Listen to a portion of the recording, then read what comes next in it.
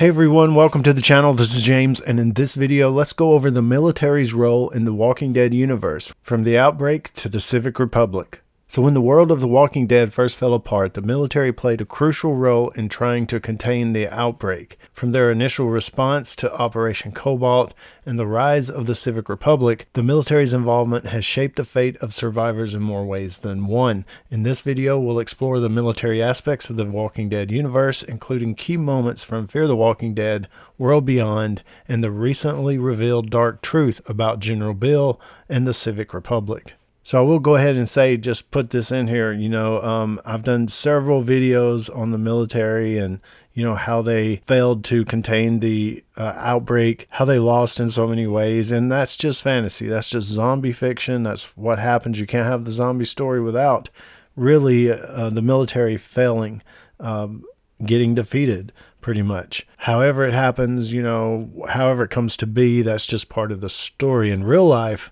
yeah, Southern boys in America would have enough ammunition and firepower to knock down almost any zombie apocalypse, much less the military coming in. In the early days of the apocalypse, the military responded with immediate action, attempting to maintain order as the dead began to rise. We saw this early on in Season 1 when Rick Grimes woke up to a world in chaos. The military had already been deployed in cities across the United States, setting up quarantine zones, conducting airstrikes, and enforcing martial law. However, their efforts quickly faltered as the dead overwhelmed both civilians and soldiers. Meanwhile, in Fear the Walking Dead, we gained more insight into the military's operations through Operation Cobalt. We learned about it in Fear the Walking Dead.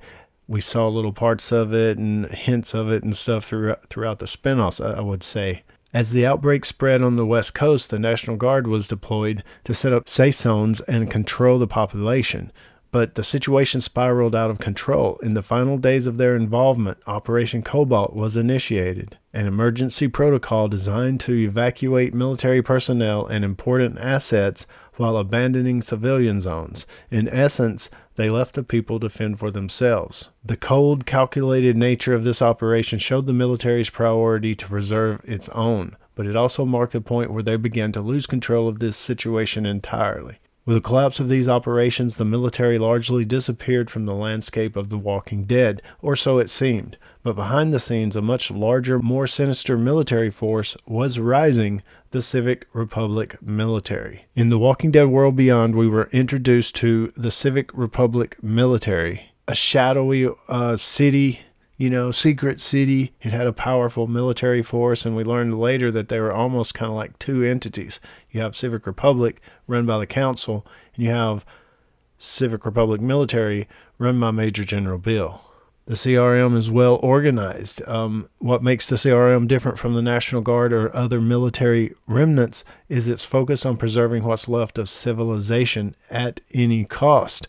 So Major General Beale says. Their methods are ruthless, and they have access to technology and resources far beyond anything the survivors in The Walking Dead or Fear had seen. The CRM wasn't just a new faction, they were the military evolved, you could say. They operated with strict secrecy, capable of wiping out entire communities if deemed a threat. In World Beyond, we learned that the CRM is one of the most powerful post-apocalyptic organizations, and their military might is rooted in the tragic events that occurred at the start of the outbreak. In The Walking Dead, The Ones Who Live, we finally get a deeper look into the Civic Republic's origins, and it's here that the darker side of the military's role in the apocalypse is fully revealed. General Beale, a high-ranking officer in the National Guard, was responsible for leading a bloody coup, is the best way to put it, during the early days of the outbreak. Beale orchestrated the murder of several Marine units, seizing control of critical military resources and establishing the Civic Republic. This rogue military faction would go on to dominate the post-apocalyptic landscape, wielding their power over smaller, less organized survivor groups. The CRM's tactics include forced conscription, brutal experimentation, and the systematic elimination of threats to their vision of a controlled, orderly society. General Beale's rise to power was a turning point, showing how far military forces were willing to go to maintain control. It has also provided a stark contrast to the scattered, fragmented military we saw at the start of the apocalypse. The National Guard and other forces crumbled as a whole, but the Civic Republic emerged stronger, driven by Beale's brutal leadership. One of the biggest mysteries in The Walking Dead for a long time, right, had been the fate of Rick Grimes, who was taken by a CRM helicopter during Season 9. While we know from World Beyond that the CRM is responsible for conducting experiments and gathering survivors with special skills, Rick's true role within the Civic Republic was just theorized. It was very largely unknown until The Ones Who Live came out and finally answered those questions for us. The Civic Republic and its military under General Beale are not just another group of survivors, they represent the militarization of the post-apocalyptic world on a massive scale. From their secret facilities to their vast resources, the CRM has become a force to be reckoned with in the Walking Dead universe. As we move forward, it's clear that the military's presence, both in its initial failures and its subsequent evolution into the CRM, has had a lasting impact on the survivors and the world they inhabit. Of course, there's a lot of details in the whole Major General Beale took over kind of thing where, yes, he killed a bunch of Marines, but a city was saved. So, I've done videos on it and we've talked about it before in all kinds of different ways. That gets down into the moral aspects, like what Okafor had decided. Do I bomb the Marines or do I bomb the city? And he had to make a choice. And, even though Major General Beale might have ordered something, it was up to the pilot, up to Okafor to actually do it. And even deeper into the details, he killed his own wife, who was a Marine, to save the city. So the whole moral aspect is definitely all the way down to the Army Ranger or Navy personnel or whoever it may be back at the beginning that said, screw this. Everything's falling apart. I'm going to go try to find my family, or I'm going to go look for my family or be with my family.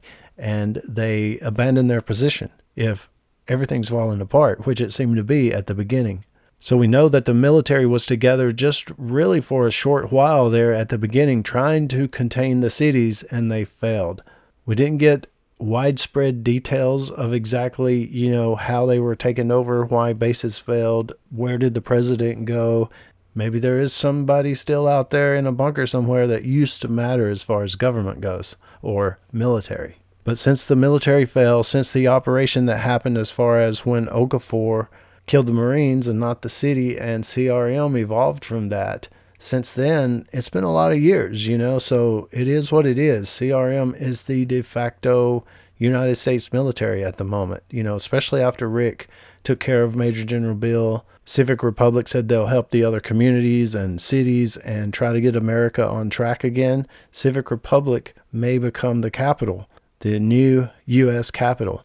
The CRM has to evolve into the new United States military. If they call that piece of land the United States, they may call that piece of land going forward in the future, formerly known as the United States. It's now the Civic Republic. So that's a basic run through of the military's role throughout the Walking Dead universe history. And I've done videos on pretty much all the aspects of that, including Operation Cobalt. But let's go over that real quick for those that need a refresher or maybe don't know the details of Operation Cobalt. What is Operation Cobalt? Or was? Well, it was a classified military protocol enacted by the U.S. National Guard and other branches of the armed forces during the early stages of the zombie outbreak in The Walking Dead. Its primary aim was to preserve military assets and personnel once the situation was deemed irrecoverable. In essence, it was a contingency plan designed to ensure the survival of the military by abandoning civilian populations. So before Cobalt was initiated, the military established quarantine zones in major cities to try to control the spread of the virus. In Fear the Walking Dead Season 1, these quarantine zones are portrayed as the last safe havens for civilians. The National Guard cordoned off sections of Los Angeles where survivors were held for safety under military's protection. But Operation Cobalt then kicked in, and it signaled a grim turning point in the outbreak. When the military could no longer contain the infected and the number of casualties skyrocketed, the decision was made to abandon the civilian zones. The military realized that the situation was beyond control and focused on saving their own. And that's a big question that's thrown into theories is, did anybody survive? Is there a base that a bunch of the military actually may still be at? Maybe Hawaii, a lot of questions there, but it doesn't seem like it. So civilians were left to fend for themselves. Cities were bombed. Military commanders and essential personnel were evacuated. There was a complete collapse of civilian control because the EMTs and the cops and the hospitals had already fallen, and, hardly anything like that was working at that point. But one of the most chilling aspects of Operation Cobalt was the order to exterminate not just the infected, but also any remaining survivors. This was carried out by bombing or gassing areas. So a lot of the times it was meant to, if there's living in there, kill them too. I think it was Fear the Walking Dead where we learned that the military was prepared to kill anyone within the quarantine zones, regardless of whether they were infected, to prevent any further chaos. So really simply, Operation Cobalt was the point that the military, the government, acknowledged, hey, we lost control of the situation. And I think that reflects back on Major General Beale and Okafor and all the decisions that were made. You can put in a moral aspect to it. You can say it's a willingness to do whatever it takes to survive, no matter the cost to human life or moral integrity. So we just get a few hints here and there of the military and what happened. We see the governor took out some National Guardsmen at one point in the show. You see that they were just out in the wild. They didn't have any orders. They didn't have, they were just trying to find some others, trying to make it work. And that pretty much is probably what was happening everywhere. So the military in real life, especially with the Walking Dead zombies that walk slow and stuff like that, I think we could totally take care of them. I mean, I think civilians wouldn't have as much of a problem maybe, as some of the things that we see in The Walking Dead, the collapse of society, if we lost water, if we lost the ability to go get some food, if it got to where there was some lawlessness and you had to fend for yourself, like defend yourself from thieves or someone trying to get to you, it's just far as real people, not the dead. So again, it's really hard to visualize anything that could happen maybe where the military's wiped out and also the hospitals and the EMTs and the cops and the world just goes to crap. But that is possible because, hey, we are humans and that's what we like to do. Just F stuff up, right? Each other, the world. But that's just a quick view of the military in The Walking Dead, the history of the military in The Walking Dead universe. They pretty much went out right at the start. Really all we have is just a few little sightings here and there, people here and there, but overall it was Major General Beale and what he did and the creation, the formation, the evolution of his unit, his National Guard people, soldiers that formed the CRM. But hey, you guys let me know what you think about any of it at all. The military, The Walking Dead, the zombies surviving, Operation Cobalt, CRM, down in the comments below. And I'll join you there. This is James in Nashville. As always, thanks for watching and stay tuned for more dead stuff.